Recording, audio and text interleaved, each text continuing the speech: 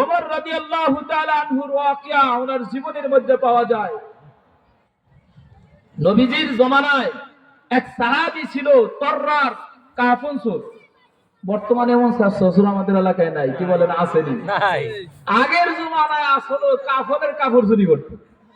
তো নবীজির জমানায় এক যুবক ও কাফনের কাপড় চুরি করত। ওমর রাদিয়াল্লাহু তাআলা আনহু একদিন দুপুর টাইমে বাজারে যাবে বের হয়েছে।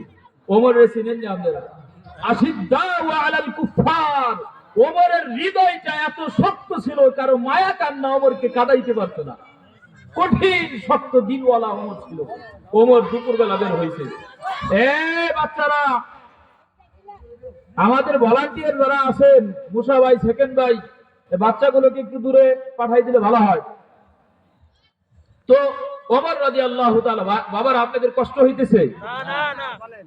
ওমর রাদিয়াল্লাহু তাআলা আনহু দুপুর টাইমে বের হয়েছে, যাইতেছেন বাজারে। প্রতিমধ্যে দেখেন একটা যুবক মহিলা মানুষের মতো চিৎকার মেরে কাঁদতেছে। ওমরের এত শক্ত দিল, কিন্তু এই যুবকের কান্দার ঢং দেখে আর ভাব দেখে ওমর দাঁড়ায় গেছে। ওমর দাঁড়ায় জিজ্ঞেস করে, মা ইবকিকা আইয়ুহাশ শাবাব, হে যুবক, তোমারে কোন জিনিস কাঁদায়, তুমি কেন কাঁদো? যুবক বলতেছে, ওমর, আমি এমন একটা গুনাহ করে ফেলেছি, আমার মনে হয় এই গুনাহ আসমানের নিচে জমিনের উপরে আর কোনো মানুষ করে নাই। এত বড় গুনাহ করছি, এই গুনার ভয়ে, জাহান্নামের ভয়ে, মাওলার ভয়ে আমি কাঁদতেছি।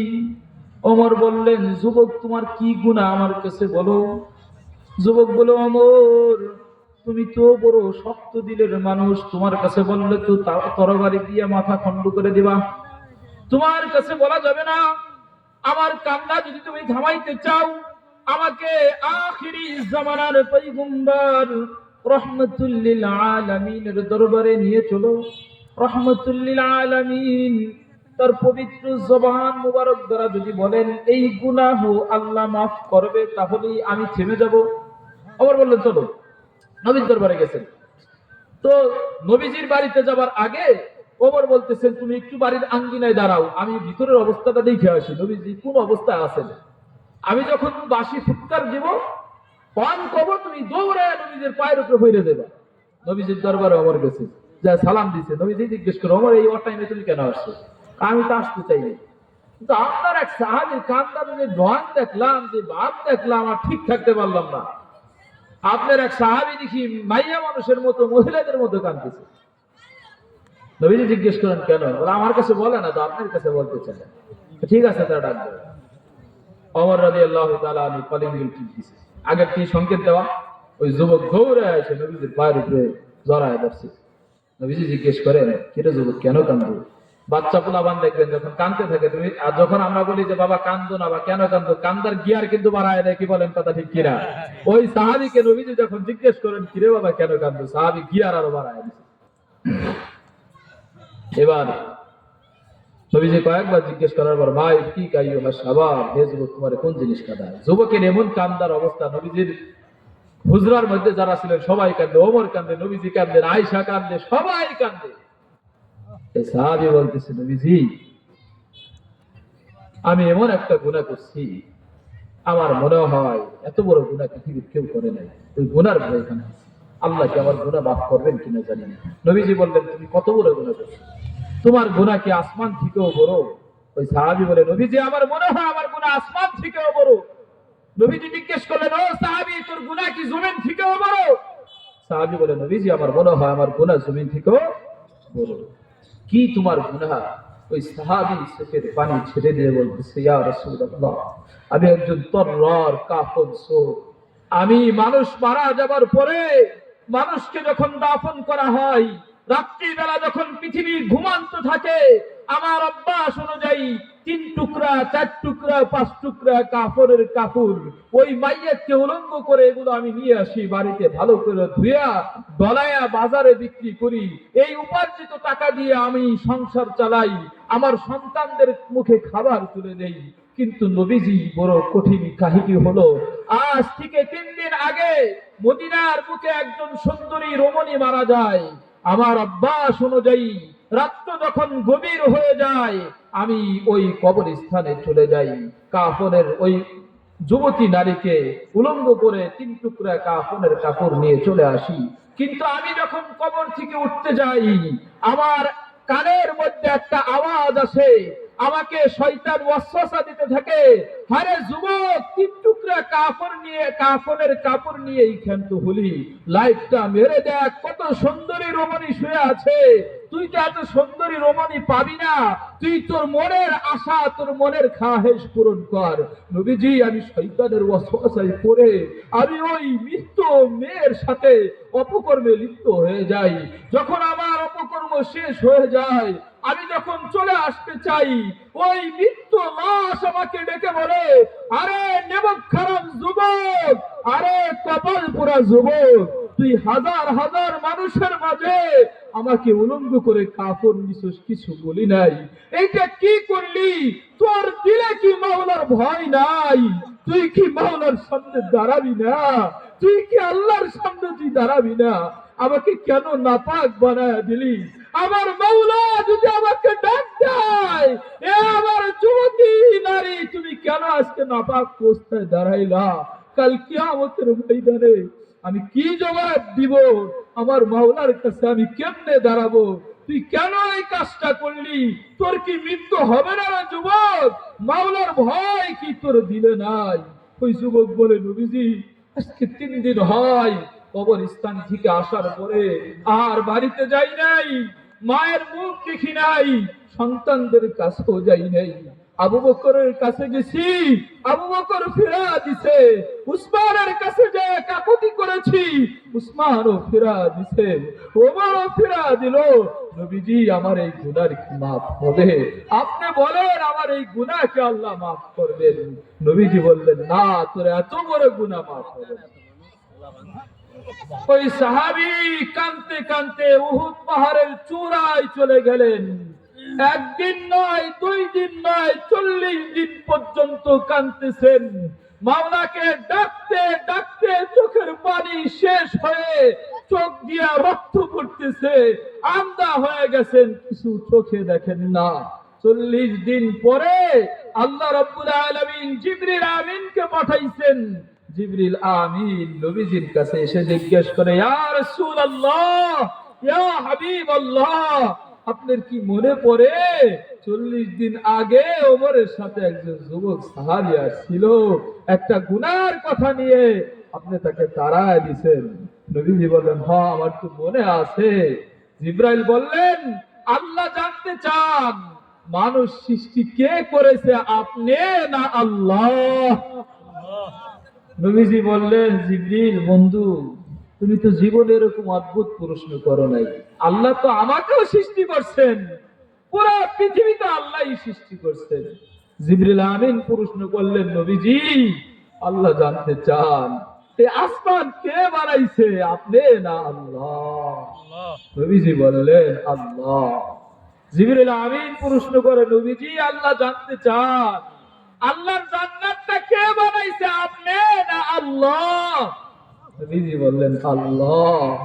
7 নম্বর প্রশ্ন, নবীজি মানুষ গুনাহ করলে কে ক্ষমা করে, আপনি না আল্লাহ? আল্লাহ নবী বললেন, আল্লাহ। জিবরিল আমিন বললেন, নবীজি আজ থেকে 40 দিন আগে যে সাহাবী তওবার জন্য এসেছিল, এই সাহাবী আল্লাহর কাছে এমন ভাবে তওবা করেছে, আল্লাহ তার গুনাহ মাফ করে তাকে জান্নাতের সুসংবাদ দিয়ে দিয়েছে। সুবহানাল্লাহ।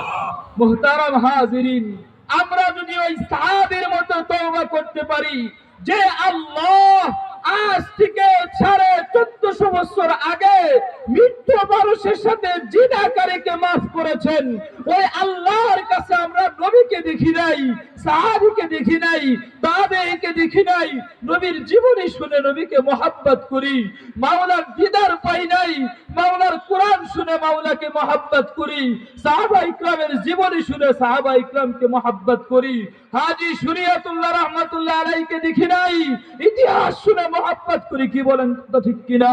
পীর তুদু মিয়াকে দেখি নাই, তাদের ঐতিহাসিক কারামত শুনে তাদেরকে মহাব্বত করি। নবী যাওয়ার 1450 বছর পরে আমরা যদি গুনাহ করার পরে ওই মালিককে গভীর রজনীতে আল্লাহ বলে ডাকতে পারি, ওই মালিকের কুদরতি পায়ে পড়ে 2 ফোঁটা চোখের পানি ছাড়তে পারি, আমার মালিকের কুরআন সাক্ষী দেয়, ইয়া ইবাদিয়াল্লাযীনা আসরাফু, হে গুনাহগার বান্দা যারা নিজেদের উপর জুলুম করে ফেলেছো, অত্যাচার করেছো, নামাজ পড়ো নাই, মাওলাকে চেনো নাই, আজ থেকে তওবা করে নাও। আমি মাওলা ইন্নাল্লাহা ইয়াগফিরুয যুনুবা জামিআ। তোমাদের গুনাহ কত বড় হয়েছে, আমি আল্লাহর আসমান থেকে তো আর বেশি না, আমি আল্লাহর জমিন থেকে তো আর বেশি না, আমি আল্লাহর জান্নাত থেকে তো আর বেশি না, আমি আল্লাহর কুল কায়নাত থেকে তো আর বেশি না, আমি আল্লাহর রহমত থেকে তো তোমাদের গুনাহ আর বেশি না। আমি আল্লাহর কাছে ক্ষমা চাও, আমি আল্লাহ তোমাদের জীবনের গুনাহগুলো মাফ করে দিব। সুবহানাল্লাহ। মুহতারাম হাজিরিন, আমরা ক্ষমা চাইতে রাজি আছি কিনা বলেন? আছি। আমরা সবাই খালেস দিলে তওবা করব তো ইনশাআল্লাহ। হে আল্লাহ, তোমার এই বান্দাগুলোকে তুমি মাফ করে দাও। আল্লাহ, সবাই ডাকেন হে আল্লাহ। আল্লাহ, মৃত্যুর আগে আমাদেরকে তোমার খাঁটি ওলি বানায় দাও। হে আল্লাহ, আমাদের হাসর নাসর গুলো হাজির শরীয়তুল্লাহর সাথে করায় দিও আল্লাহ। হে আল্লাহ, আমাদের হাসর নাসর তোমার নবীজির সাহাবীদের সাথে করায় আল্লাহ। আল্লাহ রাব্বুল আলামিন আমাদের সকলকে খালেস দিলে তওবা করে দুনিয়ার বুক থেকে আল্লাহর ওলি হয়ে কবরে যাওয়ার মতো তৌফিক দান করেন। মুহতারাম হাজিরিন, তওবার জন্য 4টা শর্ত। কয়টা বলেন? 4টা। 1 নম্বর হলো, আমি যেই গুনাহর জন্য তওবা করতেছি এই গুনার উপর কি হওয়া বলেন? অনুতপ্ত হওয়া। কি হওয়া বলেন? অনুতপ্ত হওয়া। 2 নম্বর, যেই গুনাহর জন্য তওবা করতেছি ওই গুনাহটা ছেড়ে দেওয়া, এমন না হওয়া গুনাহ করি তওবা করি। মনে করেন, কেউ রাগ হয়েন না, আমি সুদ খাই, আমার দিকেই বলতেছি, আজকে ওয়াজ শুনলাম, এখন আগে সুদ ছেড়ে দিতে হবে। সুদও খাই তওবা করি, তওবা কি হবে না বলেন? কবুল হবে না। যেই গুনাহর জন্য তওবা করব ওই গুনাহকে ছেড়ে দিয়ে তারপরে তওবা করতে হবে। 3 নম্বর শর্ত, ভবিষ্যতে আর কোনোদিন ওই গুনাহ করব না। আগে নামাজ পড়তাম না, আজকে তওবা করলাম, এই অঙ্গীকার করা যে আল্লাহ, যতদিন তুমি আমাকে বাঁচিয়ে রাখবা, আমার এই দেহতে যতদিন রক্তের সঞ্চালন থাকবে, আজ থেকে প্রতিজ্ঞা করলাম বাকি জীবনে 1 ওয়াক্ত নামাজ ছাড়ব না। এইভাবে যেই গুনাহর জন্য আমি তওবা করতেছি ভবিষ্যতে ওই গুনাহ কোনোদিন করব না, এই বদ্ধ সংকল্প করা। 4 নম্বর হলো, গুনাহটা যদি হুকুকুল ইবাদ হয়, গুনাহ 2 প্রকার, একটা হকুল মাওলার, একটা হুকুকুল ইবাদ। হুকুকুল্লাহ, হুকুকুল ইবাদ, আল্লাহ সম্পর্কিত যে গুনাহ, যেমন আমি আপনার নামাজ পড়লাম না, যাকাত দিলাম না, রোজা রাখলাম না, এটার জন্য মাফ চাইতে হবে কার কাছে বলেন? আল্লাহর কাছে। আর একটা হুকুকুল ইবাদ, আমি বান্দার হক মাইরে খাইলাম, একজনের গাছের ডাব না বইলে খাইলাম, আর একজনের একটা চটকানা মাইরে দিলাম, এটা কি বলেন? হুকুকুল ইবাদ। এই জন্য আগে কার কাছে মাফ চাইতে হবে? বান্দার কাছে মাফ চাইতে হবে। আমি এরকম ভাবে আমার মায়ের সাথে বেয়াদবি করলাম, আমার সাথে